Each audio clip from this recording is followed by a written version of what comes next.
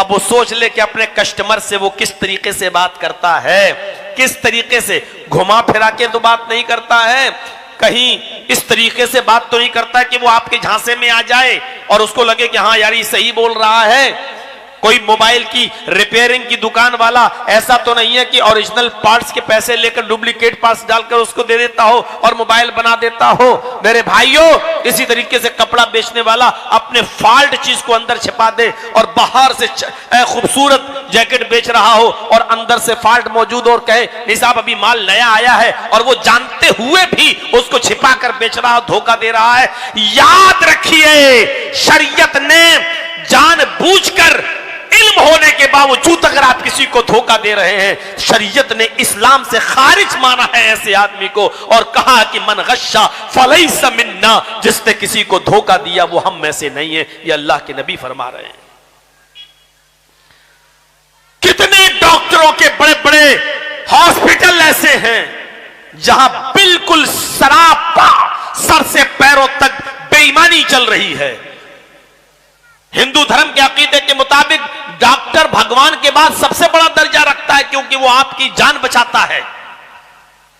लेकिन याद रखिए, हमें नहीं मालूम कि आपकी सरजमीन पर क्या होता है। हमारे लखनऊ के अंदर तो ऐसा बहुत हो रहा है कि एक आदमी के मर जाने के बाद भी वेंटिलेटर पर 3 दिनों 4-4 दिन तक उसकी लाश को रखा जाता है, ये कहकर के अभी कुछ सांस बाकी है, अभी देखो शायद ऊपर वाला इसमें ताकत दे दे, जबकि वो मर चुका है। लेकिन 4 दिन के बाद बताया जाता है कि अब वो मर गया है, जाइए ले जाइए, और 4 दिन का पर्चा बनाकर दवा एस्टीमेट बनाकर दे दिया जाता है कि 50,000 रुपए की रोजाना दवा लगी है और 2 लाख रुपए का चेक उसको दे दिया जाता है, साहब ये खर्चा है, ये आप हमें दीजिए, जबकि वो 4 दिन पहले मर चुका है।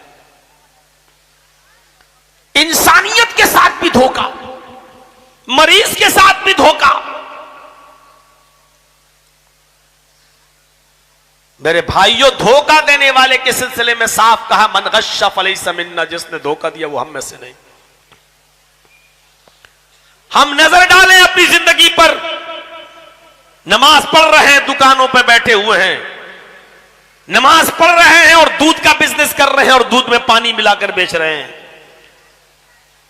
नमाज पढ़ रहे हैं लेकिन हम जो भी काम कर रहे हैं उसमें, साहब मौलाना जर्जी साहब, अगर हम दूध में पानी न मिलाएं तो शाम तक हमारे घर का खर्चा तक नहीं चलेगा साहब, दूध में पानी मिलाना हमारी मजबूरी है।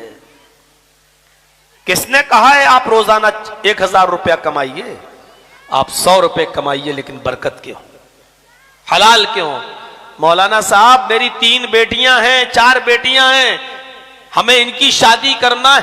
अरे किसने कहा है कि शादियों में खर्चा करो? किसने कहा है कि लड़की को जहेज दो शादी के मौके पर? ये तो आपने खुद मुसीबतें पाली है ना। बाइक देना, 4 लाख 5 लाख रुपए देना, ये तो हमारे और आपके बनाए हुए उसूल और जाब्ते हैं, वरना शरीयत ने तो नहीं कहा है। शरीयत ने तो नहीं कहा है कि लड़के वाला 100 आदमी और 200 आदमियों को लेके आए और उनको खिलाओ। क्यों खिलाते हैं आप? क्या शरीयत ने 200 और 300 बारातियों को खिलाने की जिम्मेदारी लड़की वालों को दी है? आपके पास आए, एक एक गिलास पानी पिलाओ, खजूर भी मत खिलाओ, भगाओ इनको। क्यों खिलाते हैं आप? कौन सी कुरान की आयत कहती है कि बाराती बन के आने वालों को आप चिकन भी खिलाएं, मटन भी खिलाएं, देसी खिलाएं और मछली भी खिलाएं? कहां लिखा है शरीयत में, कहां दिया है? ठीक है, तुम 400 आदमी नहीं 500 लाओ, कह दीजिए फोन पर। ठीक है कितने साहब, हमारे रिश्तेदार बहुत हैं, 100 में काम नहीं चल रहा है, 200 हो रहे हैं। नहीं 200 नहीं, 250 लाओ, 300 लाओ, लाओ लाओ लाओ। और जब आ जाए आपके घर, सबको एक एक गिलास पानी पिलाओ, वो भी बिस्लरी नहीं, उसमें भी खर्चा लगता है। हैंड पाइप का, कुएं का पानी लो, चापाकल का, और पिलाओ सबको एक एक गिलास और भगा दो निकाह करके। कोई गुनाह नहीं है आपके ऊपर। गुनाहगार वो हैं जो लड़की वाले के ऊपर मुसीबत बन के आ गए। क्यों आए हो? 2-4 जगह इस तरीके से होने लगे ना, बारात में जाना ही छोड़ देंगे लोग। ये हाजी सबसे पहले आता है, लंबी दाढ़ी रखम, पान खाते, कहां जा रहे? बारात में जा रहे। बारात में जा रहे हैं, ये सबसे पहले आता है बन के। ऐसे लोगों को आप यही सबक सिखाइए। मेरे भाइयों, अल्फाज सख्त हैं, क्या करूं, बदनामी इसलिए होती है मेरी। मौलाना साहब आपने तो कह दिया बड़ी आसानी से, हमारी 3 लड़कियां शादी कैसे होगी अगर हम बेईमानी नहीं करें और ये काम ना करें तो हमारी लड़कियां बैठी रह जाएंगी। माहौल बनाओ आप। या अय्युहल्लज़ीना आमनुत्तकुल्लाह वक़ूलू क़ौलन सदीदा, ईमानो वालो तुम अल्लाह से डरो और दुरुस्त बात करो, दुरुस्त सच्ची बात। जब तुम ऐसा करोगे तो क्या होगा? युस्लिह लकुम अमालकुम, अल्लाह तुम्हारे आमाल की इस्लाह कर देगा। व यग़फिर लकुम ज़ुनूबकुम, और तुम्हारे गुनाहों को भी बख्श देगा, तुम्हारे गुनाहों की भी मग़फ़िरत फरमा देगा। गौर करो, अच्छी बात, दुरुस्त बात करने का इनाम क्या दे रहा अल्लाह? कह रहा अल्लाह से डरो और दुरुस्त बात करो, घुमा फिरा कर किसी को बेवकूफ मत बनाओ, दुरुस्त बात करो। जब ये काम तुम करने लगोगे, सच्ची और दुरुस्त बात करने लगोगे, तो अल्लाह तुम्हारे आमाल की इस्लाह फरमा देगा। व यग़फिर लकुम ज़ुनूबकुम, और तुम्हारे गुनाहों की मग़फ़िरत फरमा देगा, तुम्हारे गुनाहों को बख्श देगा। ये तक़वे का फायदा है। और सुनो एक चीज और, तक़वे से बुजुर्गी मिलती है, इज्जत तक़वे से मिलती है, याद रखिएगा। एमएलए बन जाए कोई, एमपी बन जाए, ये इज्जत बहुत कम देर के लिए है। और कितने बुजुर्ग ऐसे हैं एमपी एमएलए बन चुके हैं, आज भी गालियां खाते हैं, सुनते हैं। लोग कहते हैं अरे मजबूरी है, थोड़ा सा निकालिए तो, मजबूरी है मौलाना, वोट देना पड़ता है। एक बार इलेक्शन जीतने के बाद पूरे 5 साल तक इलाके में घुसने का नाम नहीं लेता है हमारा नेता। लेकिन करें क्या, डर लगता है कहीं बीजेपी ना आ जाए, इसलिए मजबूरी में इसको वोट देना पड़ता है। जरा सोचिए क्या इज्जत है ऐसे एमपी और एमएलए की। इज्जत इनसे नहीं मिलती है, इज्जत तक़वे से मिलती है। दलील चाहिए? कुरान कहता है या अय्युहन्नास इन्ना खलक़नाकुम मिन ज़करिन व उन्सा वजअलनाकुम शुऊबन व क़बाइला लितारफू इन्ना अक्रमकुम इंदल्लाहि अत्क़ाकुम।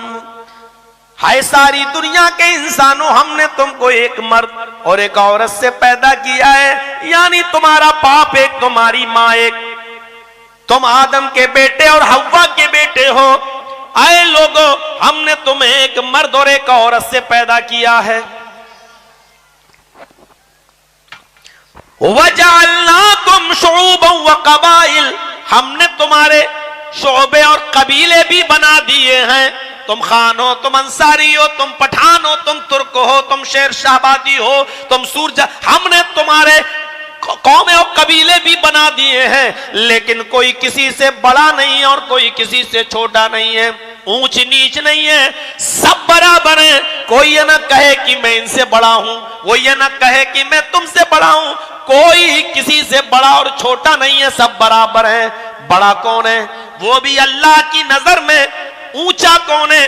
वो भी अल्लाह की नजर में, अपनी नजर में वो भी नहीं। इन्न अकरमकुम इंदल्लाहि अत्काकुम, तुम में सबसे बड़ा वो है जो अल्लाह से सबसे ज्यादा डरता है। तुम में सबसे बाइज्जत वो है जो अल्लाह से सबसे ज्यादा डरता है। इन्न अकरमकुम इंदल्लाहि अत्काकुम, तुम में सबसे ज्यादा महबूब और पसंदीदा वो है अल्लाह की नजर में जो अल्लाह से सबसे ज्यादा डरने वाला है। अल्लाह से डरने वाला बाइज्जत है।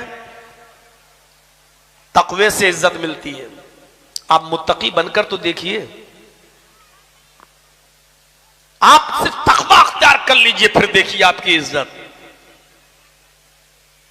भाई मेरे पास 100 रुपए हैं, हम आपको दे रहे हैं और आपको जरूरत है, लेकिन आपने पूछा जर्जी साहब ये 100 रुपए कहां से आए? मैंने कहा रे किसी को 500 रुपए दिए थे, 1 महीने के बाद उसने हमें 600 रुपए वापस कर दिए, ये 100 रुपए उसने हमें प्रॉफिट दी है, तो ये तो सूद हुआ। नहीं लेंगे साहब, नहीं तुम्हें जरूरत है भाई, तुम ले लो, हम तुम्हें दे रहे हैं। नहीं लूंगा मैं, इसलिए कि सूद का पैसा मैं नहीं लूंगा। उसने हमारे पैसे को ठुकरा दिया, परेशानी उठा ली। गोया कि उसने तकवा अख्तियार किया। अल्लाह की कसम, जर्जीस का 100 रुपया ठुकराने के बाद अल्लाह उसकी ऐसी गैब से मदद करेगा, ऐसी गैब से मदद करेगा जो उसने सोचा भी नहीं होगा मेरे भाइयों। और इज्जत भी उसको देगा, दुनिया से फैल जाएगी ये बात, अरे उसने इतने बड़े पैसे वाले आदमी का 100 रुपया नहीं लिया, उसने मुसीबत मोल ले ली। अरे क्या अल्लाह का नेक बंदा है यार, उसने हराम खाना और अपने बच्चों को खिलाना गवारा नहीं किया। उस अमीर का पैसा ठुकरा दिया, लेकिन उसने अपने बीवी बच्चों को हराम पैसा नहीं खिलाया। देखिए इज्जत कैसे मिलती है उसको। आप तकवा अख्तियार करके देखिए। इन्ना अक्रमकुम इंदल्लाहि अत्काकुम, अल्लाह की नजर में महबूब पसंदीदा वो है, बुजुर्ग वो है जो अल्लाह से सबसे ज्यादा डरता है। हजरत बिलाल, उनकी हैसियत पर एक नजर डालिए। हबशा के रहने वाले काले कलूटे इंसान, जिनकी शक्ल सूरत के बारे में हदीस के अल्फाज है कि कोयले का रंग लकड़ी जलने के बाद जैसे कोयला बन जाती है, कोयले का रंग फिर भी कुछ साफ है, बिलाल उससे भी ज्यादा काले। जिस घर में रिश्ता भेजते लड़की सुनती, ऐसी शक्ल सूरत रिश्ता रिजेक्ट हो जाता, लड़की मना कर देती।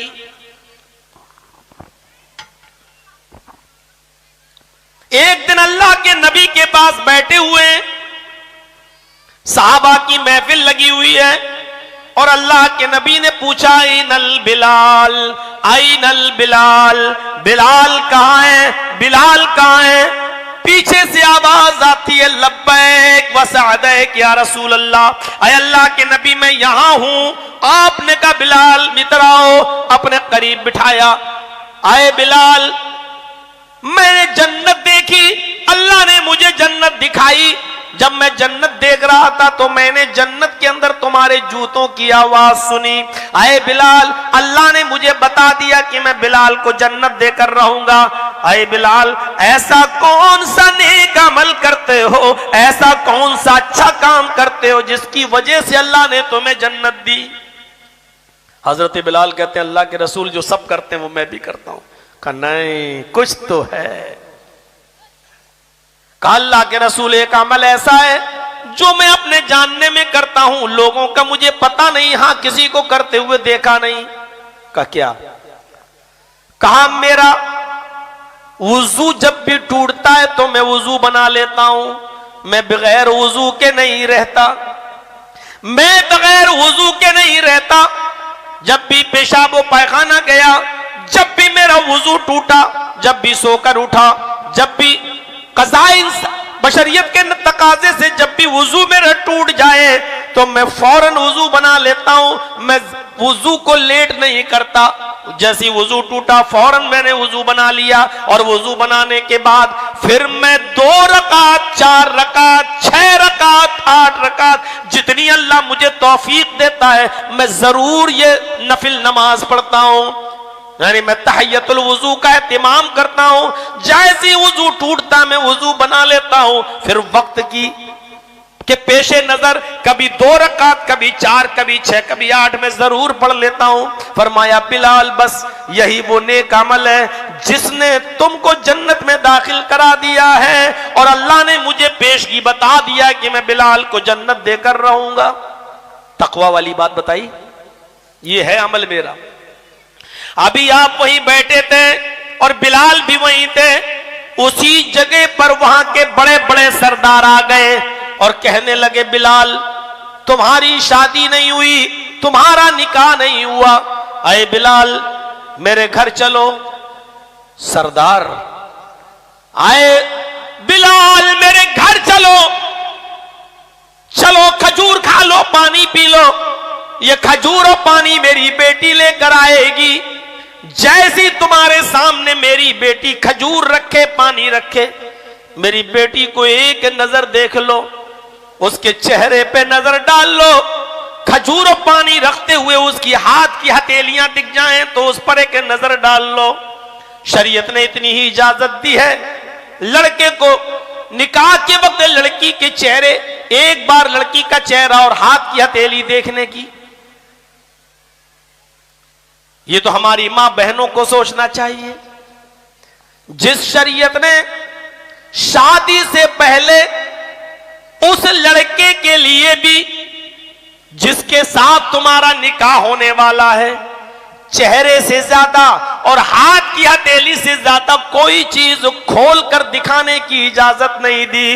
वो शरीयत तुम्हें बाजारों में आस्तीनें खोल कर जाने की इजाजत कैसे दे सकती है? वो शरीयत तुम्हें पेट खोल कर बाजारों में जाने की इजाजत कैसे दे सकती है? वो शरीयत तुम्हें बेपर्दगी के साथ कलियचक और उसकी मार्केटिंग और शॉपिंग करने की इजाजत कैसे दे सकती है? लेकिन मुझे मालूम है ये चीखने और चिल्लाने से कोई फायदा नहीं। जब 25 साल से आपके अंदर इनकलाब नहीं आया, जब उसमें चेंजिंग नहीं आई, तो कल से क्या आ जाएगी?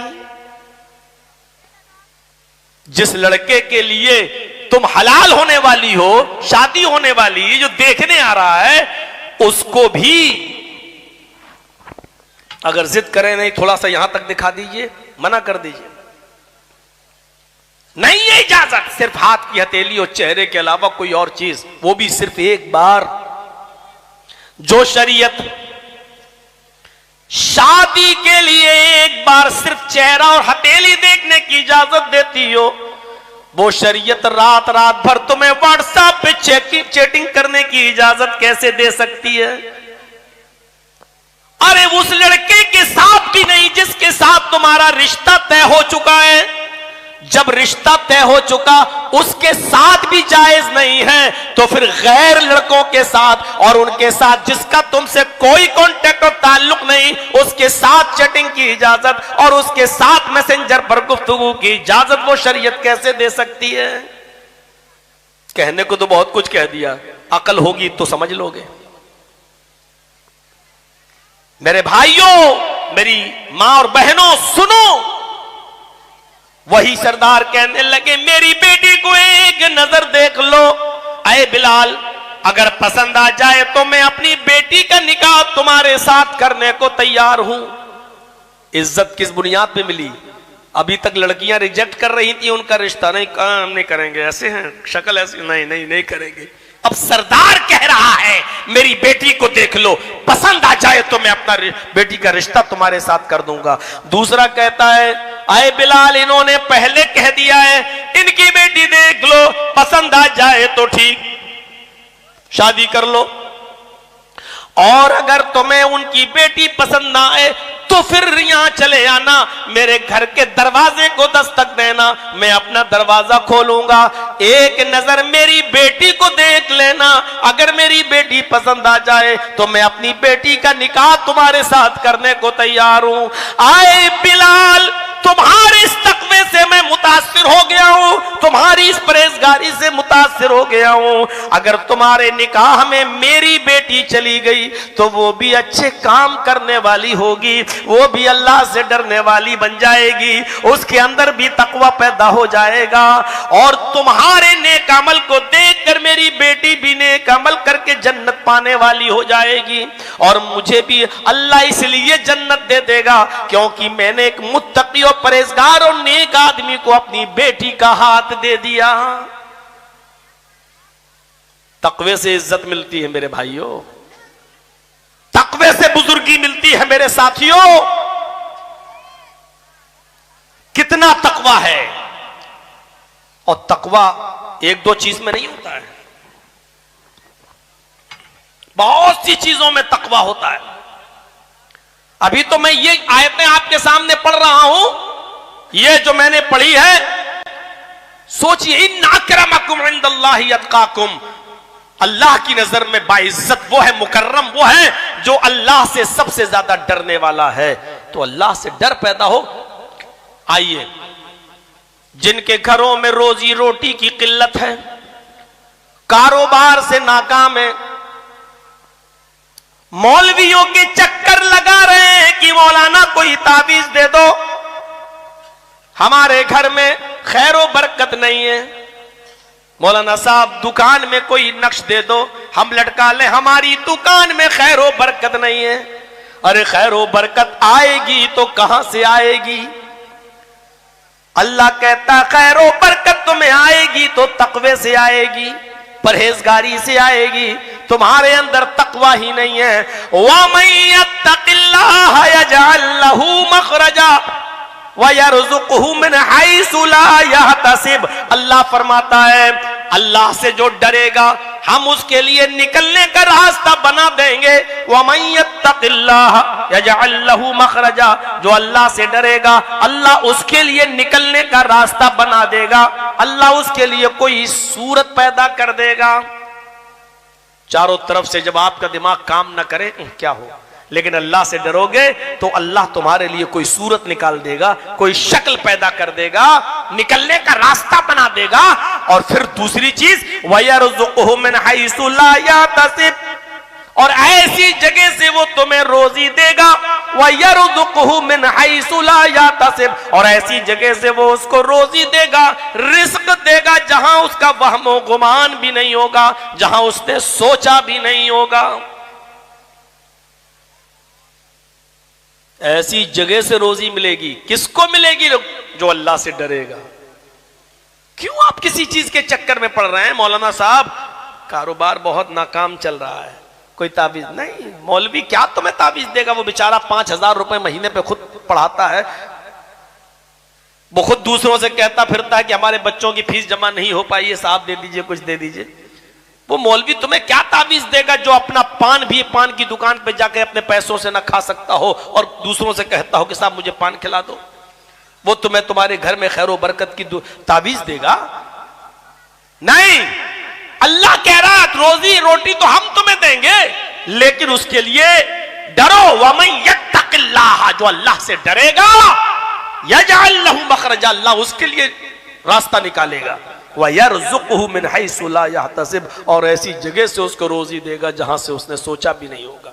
एक बार हजरत अली के पास एक फकीर आया, मांगने वाला आया। हजरत अली से कहने लगा कुछ मिलेगा अल्लाह के नाम पर? हजरत अली ने ऐसे देखा, कुछ नहीं।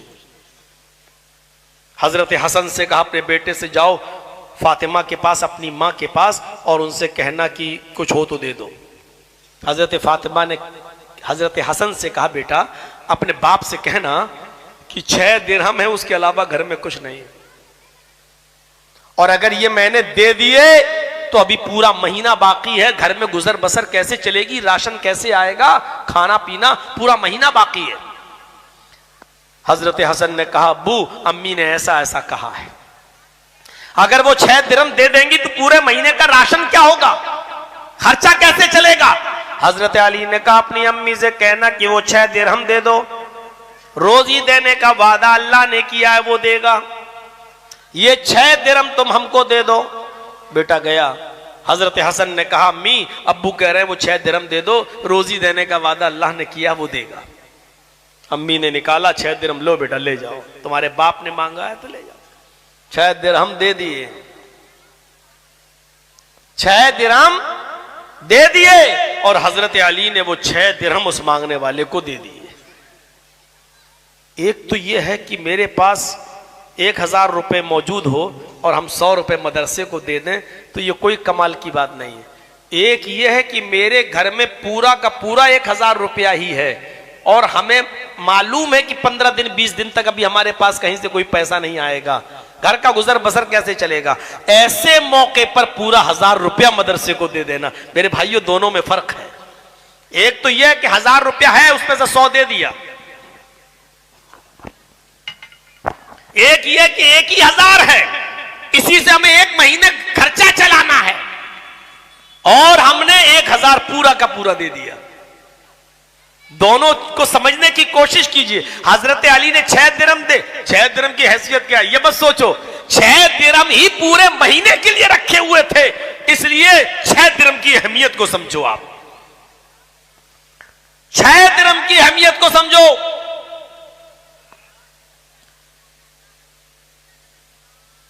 छह दिरहम दे दिए उसको। अब हजरत अली ने सोचा कि अब कुछ तो करना पड़ेगा, शाम का खाना है, फिर कल का है, परसों का है, चलें कुछ मेहनत करूं, कुछ मजदूरी करूं। निकले इस इरादे से कि कोई काम कहीं मिल जाएगा तो करूंगा, कुछ दिरहम मिल जाएंगे। निकले इस इरादे से, वहीं से मार्केट पहुंच गए। एक यहूदी अपना ऊंट लिए खड़ा था, कहने लगा, अय अली ऊंट खरीदोगे? हजरत अली ने कहा, क्यों मजाक कर रहे हो? कहा, मैं बेचने आया हूं। हजरत अली ने कहा कि मेरे पास तो कुछ है ही नहीं, मैं कैसे खरीदूंगा? उसने कहा, उधार ले लो, कर्ज के तौर पर ले लो, दे देना जब तुम्हारे पास हो जाए। तो कहा कि कितने का है? बात होते होते 140 दिरहम पर तय हो गया। 140 दिरहम का ऊंट खरीद लिया हजरत अली ने, इस शर्त पर, ये ऊंट जब भी मैं बेचूंगा और इस ऊंट की कीमत जब हमें मिलेगी तब हम तुम्हें तुम्हारा पैसा लौटाऊंगा। 3 दिन भी लग सकते हैं, 5 दिन भी, 7 दिन भी, 1 हफ्ता भी, 10 दिन भी, तब हम तुम्हें तुम्हारा पैसा देंगे। जब अच्छी प्रॉफिट मिलेगी तब हम इस ऊंट को बेचेंगे और तुम्हारा पैसा हम 3 दिन, 5 दिन, 7 दिन, 10 दिन तक लौटाएंगे। उस यहूदी ने कहा, ठीक है, अभी हमें जरूरत भी नहीं है पैसों की, ये ऊंट को घर में रखने में दिक्कत हो रही थी, इसलिए ले लो 140 दिरहम में, जब तुम बेच दो और जब कीमत मिल जाए तो मेरी कीमत मुझे दे देना, प्रॉफिट तुम रख लेना। कहा ठीक है। ऊंट खरीद लिया, 140 दिरहम का ऊंट खरीदा और उसके बाद उस ऊंट को उसी दिन मार्केट में ले गए बेचने के लिए। चूंकि वो ऊंट बड़ा हैंडसम था, खूबसूरत था, अच्छा खासा था, तंदुरुस्त था, इसलिए हजरत अली ने वो ऊंट जब बेचना शुरू किया तो शाम होने से पहले पहले वो ऊंट 200 दिरहम में बिक गया। खरीदा कितने में था? 140 में। तो गौर से सुनो, हम खड़ा करके पूछ सकते हैं कि मैं कितने में खरीदा, कितने में बेचा? मूंगफली चबाओगे तो कैसे सुनोगे मेरी तकरीर?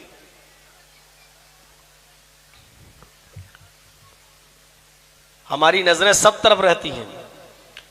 मेरे भाइयों, 140 में खरीदा और शाम होते होते 200 दिरहम में वो ऊंट बिक गया।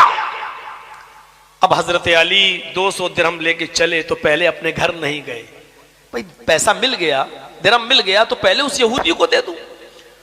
उस यहूदी के घर गए, दरवाजे को दस्तक दी, वो यहूदी निकला, है क्या हुआ?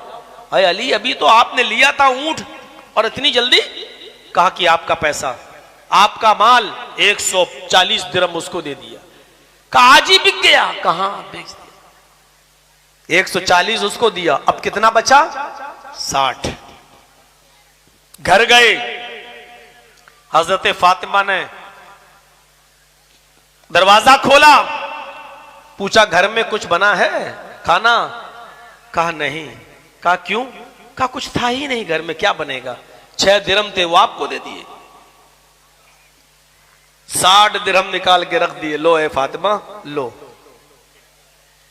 हमारी मां बहनें सुन रही हैं, कहीं घर जाने से पहले आपसे ये ना कहने लगे, देखो हजरत अली जितना कमाते थे फातिमा को दे देते थे, तुम भी जितना कमा के लाओ मेरे हाथ में रखो। हो सकता है कोई ये सवाल कर बैठे, कहने लगे, लेकिन हां मसला इससे ये तो निकलता है कि कुछ औरतें अपने घर को जन्नत बना के रखती हैं और शौहरों को इस बात का यकीन होता है कि हमारे पास पैसा रहेगा तो खर्च हो जाएगा, लेकिन मेरी बीवी इतनी सही है कि अगर उसको देंगे तो ये नाजायज जगह पर पैसा खर्च नहीं कर सकती, उसको बना। यही खूबी हजरत फातिमा के अंदर थी और हजरत अली को पूरा एतबार था अपनी बीवी फातिमा पर कि ये फजूल खर्ची नहीं करेगी और पैसे को जहां जायज मकाम पर खर्च करना होगा वहां करेगी। आजकल की अपनी बीवियों को दोगे ना, सुबह दोगे 2000 तो शाम को 50 रुपए भी नहीं बचेंगे। शाम को हिसाब लोगे तो कह देगी इतने की फेयर एंड लवली, इतने की साड़ी, इतने का पॉन्ड्स, इतने की क्रीम, इतने की चूड़ी, इतने का ये।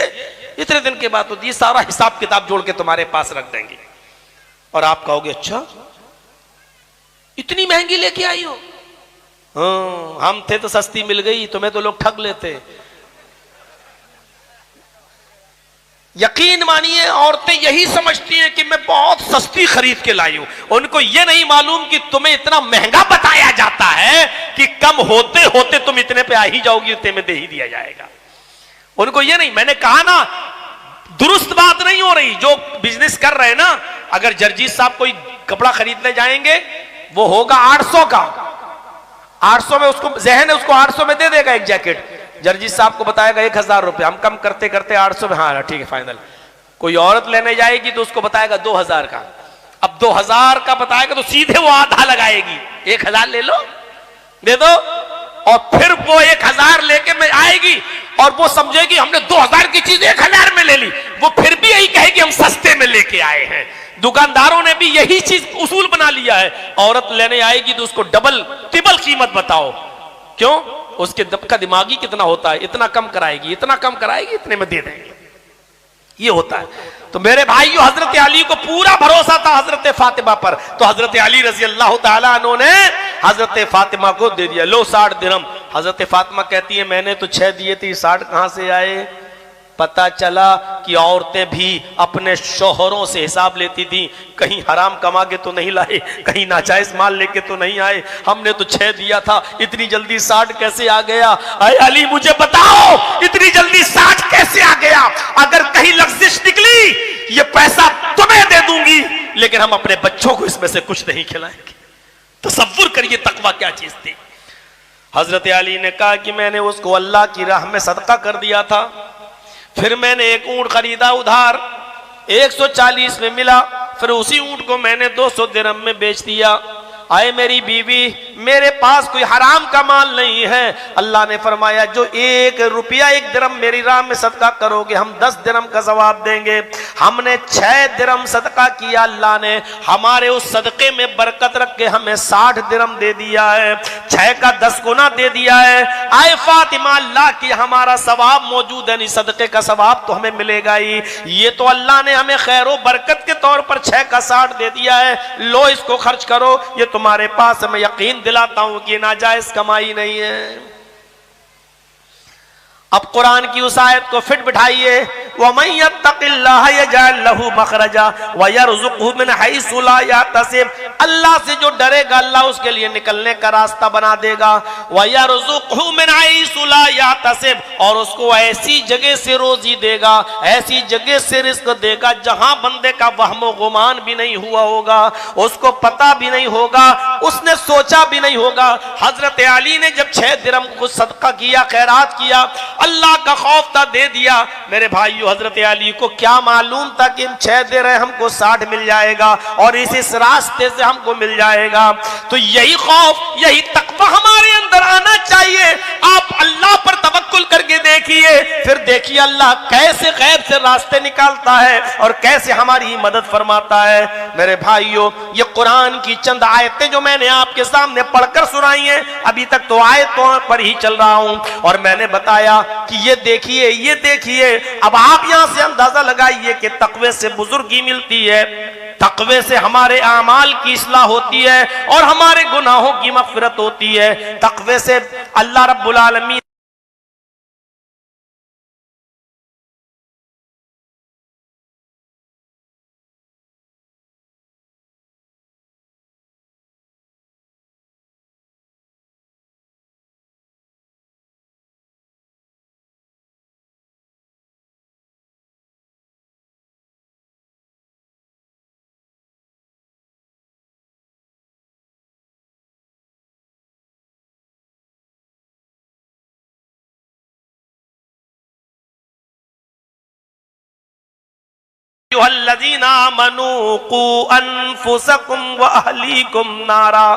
आई मानो वालो, तुम अपने आप को भी जहन्नम की आग से बचाओ और अपने अहल व अयाल को, अपने बीवी बच्चों को भी जहन्नम की आग से बचाओ। ये तकवा पैदा करो अपने बीवी और बच्चों के अंदर, अपने आप को भी बचाओ बताओ और अपने बीवी बच्चों को भी बताओ। मुझे बताओ मेरे भाइयों, सहाबा किराम अपनी औलाद की परवरिश किस तरीके से किया करते थे, अपने बच्चों की परवरिश किस तरीके से किया करते थे।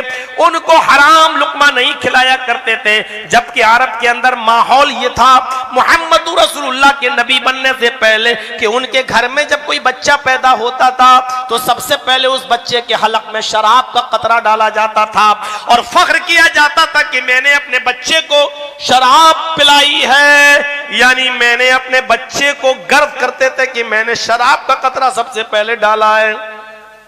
और सहाबा किराम के यहाँ जब कोई बच्चा पैदा होता था तो उस बच्चे को वो अपने माँ के, उस बच्चे की माँ का दूध भी नहीं पिलाते थे, पहले सबसे पहले उस बच्चे को लेकर आते थे और जनाब मोहम्मद रसूलुल्लाह की गोद में दे दिया करते थे। अल्लाह के रसूल खजूर चबाते थे और खजूर को जो चबाने के बाद जो लुआब था थूक, उस खजूर को निकालते थे, अपने मुंह से उस बच्चे की जबान पर रख दिया करते थे। गौर करो, ऐसा सहाबा किराम इसलिए करते थे कि मेरे बच्चे के हलक में और पेट में सबसे पहले जनाब मोहम्मद रसूलुल्लाह का झूठा खजूर जाए और झूठा लुआब जाए, ताकि मेरे बच्चे को ये तमाम बड़ा होने के बाद हराम चीजों से वो इज्तिनाब करे और हराम चीजों के वो करीब न जाए। हम तरबियत करें अपनी औलाद की। अंदाजा लगा सकते हैं आप, हजरत हसन या हुसैन में से कोई शख्स आया और अल्लाह के नबी सल्लल्लाहु अलैहि वसल्लम के पास सदके का माल आया हुआ था जो गरीबों में तकसीम होना था। आपके इन दोनों नवासों में से किसी एक नवासे ने खजूर उठाई और उसको अपने मुंह में रख लिया और खाने लगा। अल्लाह के नबी सल्लल्लाहु अलैहि वसल्लम, छोटा बच्चा नवासा, लोग कहते रहे चलो यार खा लिया तो क्या हुआ, छोटा बच्चा ही तो था। अल्लाह के नबी ने कहा बेटा थूको। फौरन हजरत हसन या हुसैन को पकड़ा और कहा थूको थूको, जो क्या खाया है। उसने थूक दिया। आपने कहा मुंह खोलो। छोटा बच्चा था, मुंह खोला। आपने उसको अपने उंगली से ऐसे करके और जो मुंह में था वो सब निकाल के बाहर फेंक दिया और उसके बाद में कहा जाओ तुम अपनी माँ के पास जाओ। सहाबा ने कहा अल्लाह के रसूल, एक छोटा सा बच्चा अगर एक खजूर उठा के खा लिया तो आपने निकाल दिया, उसको फेंक दिया।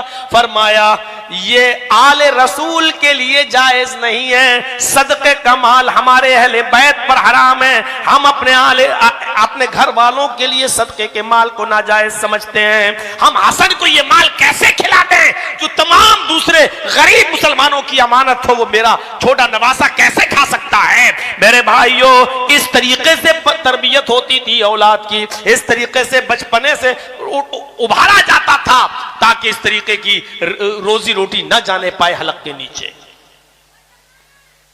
जब हमारे माँ बाप हमारे बच्चों को रिज़्क़े हलाल खिलाया करते थे तो लोग इब्ने तैमिया और इब्ने क़य्यिम बनकर पैदा होते थे। अहमद इब्ने हंबल और इमाम मालिक की शक्ल में पैदा होते थे। रिज़्क़ की बरकत से इनके इल्म में भी इजाफा हुआ करता था। और जब माँ बाप ने माले हराम कमाना शुरू कर दिया और अपने बेटे और बेटियों को माले हराम खिलाना शुरू कर दिया तो माफ कीजिएगा, इंस्टाग्राम पर डांस करने वाली लड़कियां आज हमारे घरों में पैदा हो रही हैं। आज ट्विटर पे नाचने वाली और टिकटॉक पर अपने सरों से दुपट्टे उठाकर वीडियो बनाने वाली और उसको शेयर करने वाली और डालने वाली ऐसी बेशरम और बेहया लड़कियों ने आज हमारे घर पे जन्म लेना शुरू कर दिया। और माँ बाप बड़े फख्र से कहते हैं माशाल्लाह मेरी बेटी तो आज रिकॉर्ड तोड़ रही है, रिकॉर्ड तोड़ रही है। ये माले हराम खाने का नतीजा है, वरना ये शर्म हया। मेरी मां और बहनों कहां चली गई हो, कहां उतर गई ये शर्म हया, कहां चली गई। अबू दाऊद और किताबुल जिहाद के अल्फाज पर जरा गौर करें। मैदान जंग हो रही है, एक मां ने अपने बेटे को मैदान जंग में भेज दिया है। बेटा मैदान जंग में लड़ते लड़ते लड़ते लड़ते शहीद हो जाता है, कत्ल हो जाता है। सोचिए, जिस मां का बेटा मैदान जंग में कत्ल कर दिया जाए, जिस मां का बेटा मैदान जंग में मार दिया जाए, उस मां के कलेजे पर क्या बीतती होगी, उस मां के कलेजे पर क्या गुजरती होगी। जब खबर उसके घर में आई कि तेरा बेटा मैदान जंग में शहीद कर दिया गया, उसकी मां ने सोचा कि चले हम अपने बेटे की लाश को देख ले।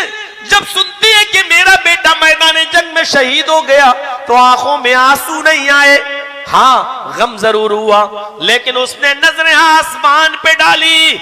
अल्हम्दुलिल्लाहिल्लज़ी शर्रफनी बिक़त्लिही, तमाम तारीफें उस अल्लाह के लिए जिसने मुझे मेरे बेटे के कत्ल से, उसकी शहादत से मुशर्रफ फरमाया, मुझे इज्जत दी। उसने जल्दी से अपने हाथों को छिपाया।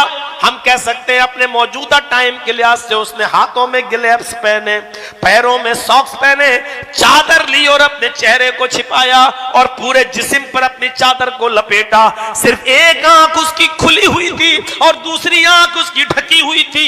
इस हाल में वो घर से निकलती है, उसके हाथों में ग्लव्स है और पैरों में सॉक्स है, चादर से पूरे अपने आप को छिपा रखा है, एक आंख खुली हुई है और इसी हाल में वो जाती है और लोगों से पूछती आई नईबनी, मेरा बेटा कहां है, मेरा बेटा कहां है, मेरा बेटा कहां है। लोगों ने पूछा तुम कौन हो? उसने जवाब दिया उम्मे खल्लाद, मैं खल्लाद की मां हूं, मेरा बेटा मैदान जंग में कत्ल कर दिया गया है, मैं अपने बेटे को देखने आई हूं। लोग उसको पकड़ के ले गए और उसके बेटे की लाश के पास उसको बिठा दिया। एक आंख खुली थी और पूरा चेहरा छिपा था। वो उस आंख से अपने बेटे को देखती है, कहां तीर लगा है देखती है, कहां तलवार लगी है देखती है। उसकी आंखों में आंसू आता है, लेकिन नजरें आसमान पे डाल के यही कहती है अल्हम्दुलिल्लाहिल्लज़ी शर्रफनी बिक़त्ली, तमाम तारीफें उस अल्लाह के लिए जिसने मुझे मेरे बेटे की कत्ल और शहादत से मुझे सरफराज फरमाया, मुझे इज्जत बख्शी। लोगों ने कहा आई उम्मे खल्लाद, तेरा बेटा मैदान जंग में कत्ल कर दिया गया। अपने बेटे के कत्ल की खबर सुनकर तो औरतें पागल हो जाती हैं। वो तो जिस हाल में घर में होती हैं उसी हाल में निकल आती हैं। उनके बाल खुले होते हैं, दुपट्टा घर में भूली हुई होती हैं, ओढ़नी घर में छोड़ देती हैं और पागल सी हो जाती हैं अपने बेटे की मौत की खबर सुनकर। और इस हाल में कि जब तुम्हें तुम्हारे घर में तुम्हारे बेटे के कत्ल की खबर दी गई तो इस हाल में भी तुमने चादर ओढ़ी, हाथों को छिपा लिया और पैरों में मोजे पहन लिए और चेहरे को छिपाकर तुम यहां आई हो। इस हाल में भी तुम्हें इतना पर्दा, तुम्हें इतनी हया, तुम्हें इतनी शर्म। तो चीख कर कहती है आए नौजवानों, आए मोहम्मद के साथियों, मैदान जंग में मैंने अपना बेटा खोया है, मैंने अपनी हया नहीं खोई। मैदान जंग में मैंने अपना बेटा खोया है, अपनी शर्म नहीं खोई। आए मेरे साथियों, मोहम्मद के साथियों, मैदान जंग में मेरा बेटा मरा है, मैंने अपनी हया और अपनी शर्म को नहीं मारा है और न मार सकती हूं। गौर करो मेरे भाइयों, ये कौन औरतें थी, कैसा पर्दा था। तुम्हारा तो बेटा भी नहीं मरा, तुम्हारा तो कुछ भी नहीं बिगड़ा, फिर मुझे बताओ कि तुम्हारी शर्म कहां चली गई, तुम्हारी हया कहां चली गई, तुम्हारा पर्दा कहां चला गया, तुम्हारी शराफत की चार दीवारी कहां चली गई। अरे कल तक तुम्हारे खूबसूरत गालों को आसमान के चेहरों ने भी नहीं देखा था, लेकिन आज तुम्हारी बेपर्दगी का आलम यह है कि जो भी और गिरे से गिरा हुआ आदमी भी तुम्हारे हुस्न का नुमाइश करता है और देखता हुआ नजर आता है, और जो चाहे बड़ी आसानी के साथ तुम्हारा दीदार कर लेता है। आज तुम इतने क्यों गिर चुकी हो, आज तुमने अपने आप को इतना नीचे क्यों गिरा लिया है कि 10 रुपए में एक सवारी को रिक्शे पे बिठाकर कलिया चले जाने वाला आदमी भी तुम्हारे हुस्न खूबसूरती पर नजर डाल लेता है। आज तुमने अपने आप को इतना नीचा क्यों कर लिया है, अपने आप को इतना जलील क्यों कर लिया है, अपने आप को तुमने इतना क्यों गिरा लिया है। मेरी कौम की बेटियों बताओ, मेरी कौम की बच्चियों बताओ, आज तुम्हारी शर्म हया का इतना जनाजा क्यों निकल गया है, मेरी तो समझ में नहीं आता है। इस औरत को देखो, उम्मे खल्लाद को, जो अपने बेटे को भी एक आंख से देख रही है और कह रही है मैदान जंग में मैंने अपना बेटा खोया है, अपनी हया नहीं खोई। किसी ने कहा आए मां, उठाकर चेहरा खोल के सही से तुम अपने बेटे को देख लो, तो जवाब देती है आए मोहम्मद के साथियों, तुम तो हमारे सामने से हटो, जब तक तुम नहीं हटोगे मैं अपने बेटे की लाश को सही से नहीं देख पाऊंगी। और मोहम्मद के साथियों से ज्यादा भी कोई मुत्तकी होगा, कोई परहेजगार होगा, लेकिन अल्लाह से डरने वाले लोगों से भी कह रही है कि पहले तुम हटो, तब हम अपने बेटे को सही से देखें। आज तुम किनके ऊपर भरोसा करके बैठी हुई हो? जरा तसव्वुर करिए, कैसे तुम दुकानदारों से चेहरा खोलकर मुस्कुरा मुस्कुरा कर गुफ्तगू कर लेती हो और बातें कर लेती हो और शॉपिंग कर लेती हो और मोल भाव कर लेती हो। मुझे बताओ कि तुम्हारा कलेजा कितना बड़ा है, तुम्हारा दिल कितना बड़ा है। शर्म मगर हमें नहीं आती है। जरा सोचिए तो सही, आज हमारी बेपर्दगी का यह हाल कहां तक पहुंच चुका है। अल्लाह के नबी सल्लल्लाहु अलैहि वसल्लम ने तो फरमाया, कयामत से पहले का एक जमाना ऐसा आ जाएगा, कुर्ब कयामत, कयामत से पहले का एक नक्शा बताया कि ऐसा होगा। यानी बेहयाई इतनी फैल चुकी होगी, बेशर्मी इतनी फैल चुकी होगी कि एक शख्स अपनी गर्लफ्रेंड के साथ चौराहे पर, बीच सड़क पर गलत काम करेगा। तहजीब के दायरे में जुमले बोल रहा हूं, वरना कुछ और भी बोल सकता था। गलत काम करेगा मतलब समझ जाइए आप, इससे ज्यादा मुहज्जब जुमले हमारे पास नहीं। एक आदमी, एक लड़का अपनी गर्लफ्रेंड के साथ सड़क पर, रोड पर सरेआम गलत काम करेगा। उस जमाने का सबसे शरीफ इंसान वो होगा, उस जमाने का सबसे ज्यादा शरीफ इंसान और नेक इंसान वो होगा, मुत्तकी वो होगा जो अपने घर से निकलेगा, इन लड़के और लड़की को सड़क पर, चौराहे पर गलत काम करते हुए देखेगा, वो इनके पास जाएगा और जाकर कहेगा, बेटा तुम ये काम जो कर रहे हो वो यहां मत करो, ये सड़क है, यहां से मेरी मां बहन बेटियां गुजरती हैं, यहां ये काम न करो, ऐसा करो। मैं तुम्हें मना नहीं कर रहा हूं, मैं तुम्हें रोक नहीं रहा हूं, ये काम तुम्हें करना है तो ये मेरा घर बना है, इस घर के पीछे, दीवार के पीछे चले जाओ, वहां कोई आता जाता नहीं है, इस मेरे घर की दीवार के पीछे ये गलत काम कर लो, या ये मेरा खेत है, इस खेत में चले जाओ, झाड़ियां बड़ी बड़ी हैं, उन झाड़ियों में छिप कर ये काम कर लो। बेटा ये गुजरने की जगह है, यहां मेरी मां बहन बेटियां गुजरती हैं। जो मना नहीं कर पाएगा, बुरे काम को करने के लिए कहेगा, लेकिन ये कहेगा यहां मत करो, ये जाकर इस खेत में कर लो या इस दीवार के पीछे कर लो, ये उस जमाने का सबसे शरीफ इंसान होगा। सोचिए आप, अभी कितनी बेशर्मी फैलना बाकी है। इतना तो हो ही चुका है कि हाथ में हाथ डाल के घूम रही हैं, और किसी पार्क में चले जाओ तो गले में हाथ डालकर, और क्या बोलूं मैं आपको, गाल से गाल और होंठ से होंठ, और तो ये तो आम सी बात हो चुकी है, ये तो कोई छिपी हुई चीज नहीं रह गई है। मेरे प्यारे साथियों, इतना तो वेस्टर्न कल्चर ने अपने पैर जमा लिए हैं, अब बाकी क्या रह गया है? क्या हमारी बेटियां कॉलेजेस और यूनिवर्सिटीज में नहीं पढ़ती? क्या ऐसी जगह नहीं पढ़ती जहां लड़के और लड़कियां दोनों साथ में हो? क्या कॉलेज की कैंटीन में लड़के और लड़कियां बैठकर एक साथ चाय नहीं पीती? अब क्या रह गया है? हालत क्या है? मेरे प्यारे साथियों जरा गौर करो, हम अंदाजा तो लगाएं हमारे मुआशरे और समाज के अंदर क्या हो रहा है। हजरत बुखारी की रिवायत, हजरत मैमून की वो रिवायत उठाओ, कहते हैं कि मैं बहुत बाद में इस्लाम लाया, मैंने अल्लाह के नबी सल्लल्लाहु अलैहि वसल्लम पर जब आयत रजम नाजिल हुई, जब पत्थरों से मारने वाली आयत नाजिल हुई पत्थरों से, यानी जिनाकार मर्द और जिनाकार औरत को, जानी मर्द और जानिया औरत को पत्थरों से मार मार के मार डालो। अगर कोई शादीशुदा है लड़का और लड़की और फिर भी जिना किया हुआ है दोनों ने, तो दोनों को पत्थरों से मार डालो। हजरत मैमून कहते हैं कि मैं अल्लाह के नबी के पास बैठा था, अल्लाह के नबी फरमाते हैं कि लोगों आज एक आयत नाजिल हुई है कि शादीशुदा जिनाकार मर्द और जिनाकार औरत को पत्थरों से मार मार के खत्म कर दो।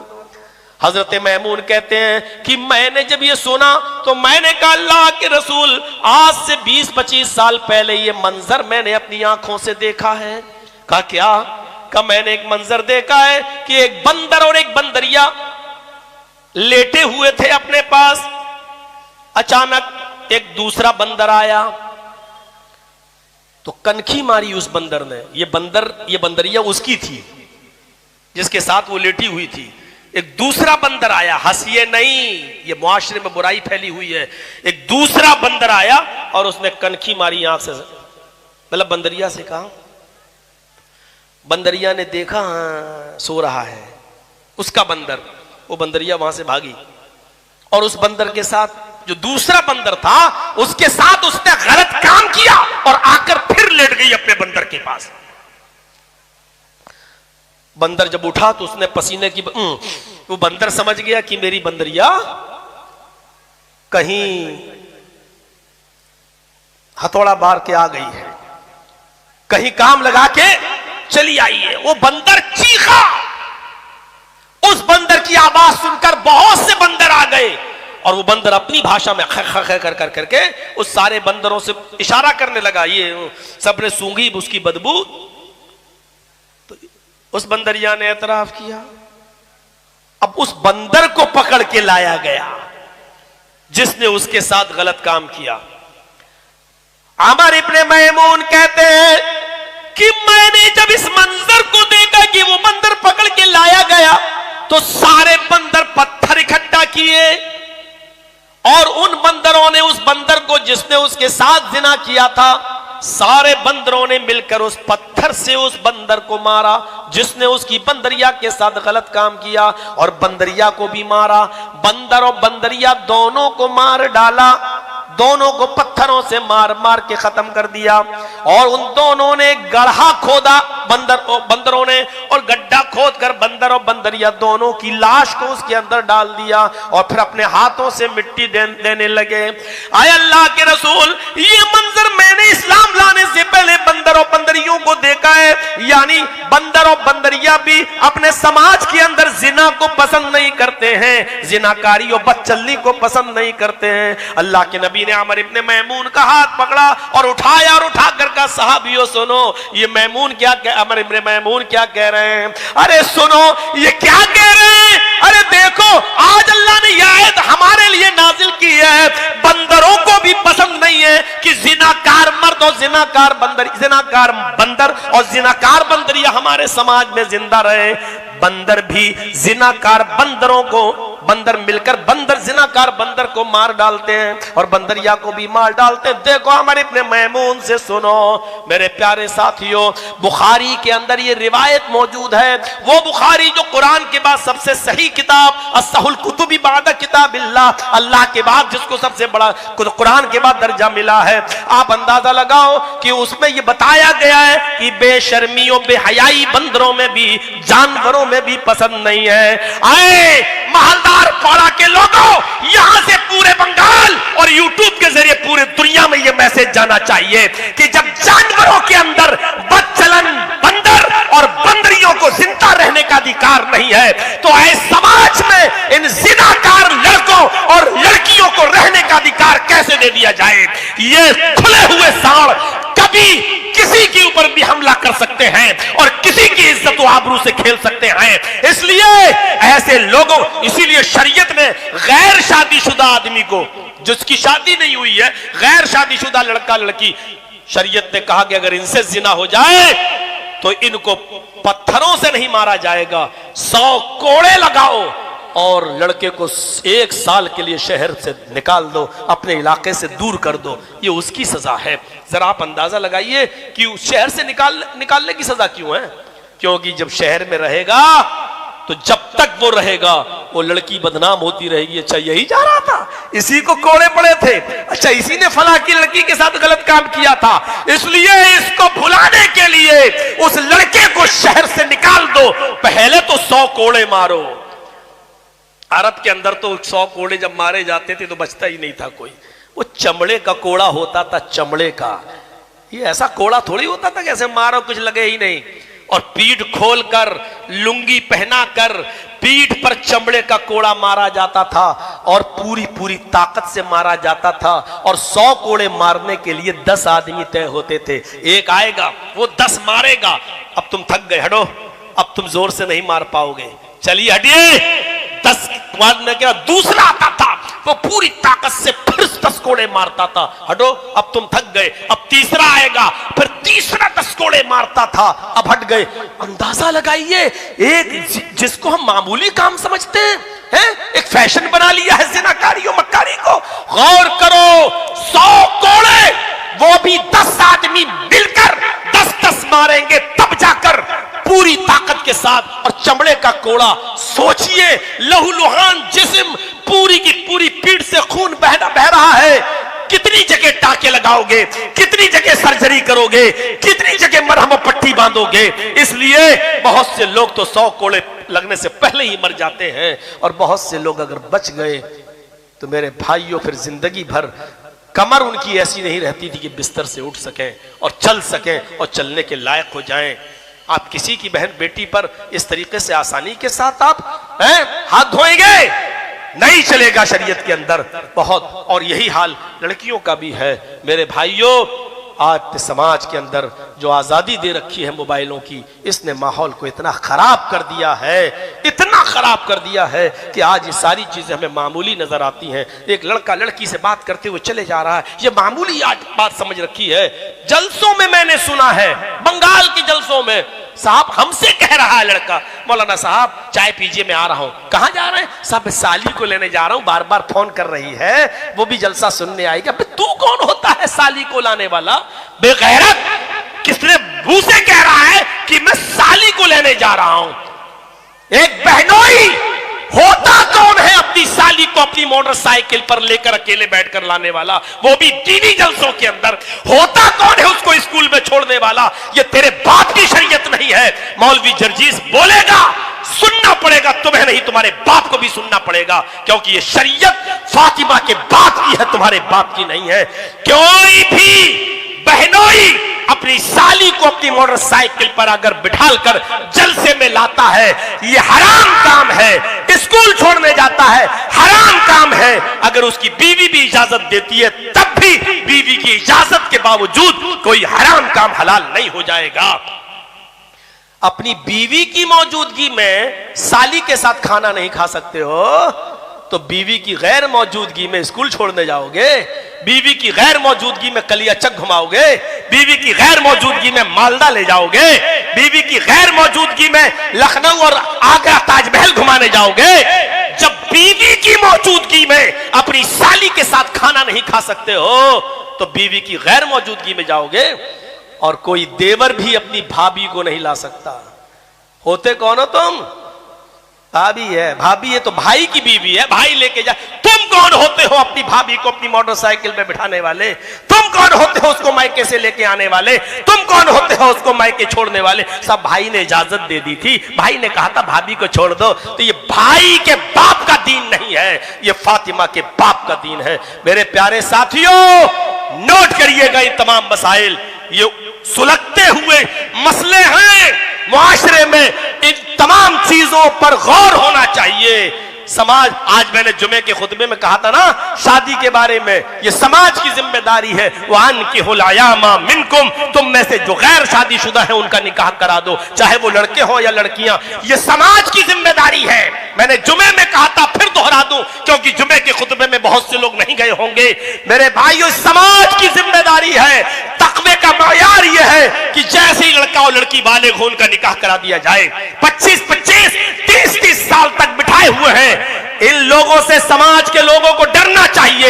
ये लोग समाज के लिए नासूर हैं, क्योंकि ये गैर शादीशुदा जिनकी उम्र 30 साल की हो रही है, कभी भी किसी की इज्जत व आबरू को छलनी छलनी कर सकते हैं। मैंने जुमे के खुतबे में खुलकर कहा था, खुले हुए सांड हैं, खुले हुए सांड।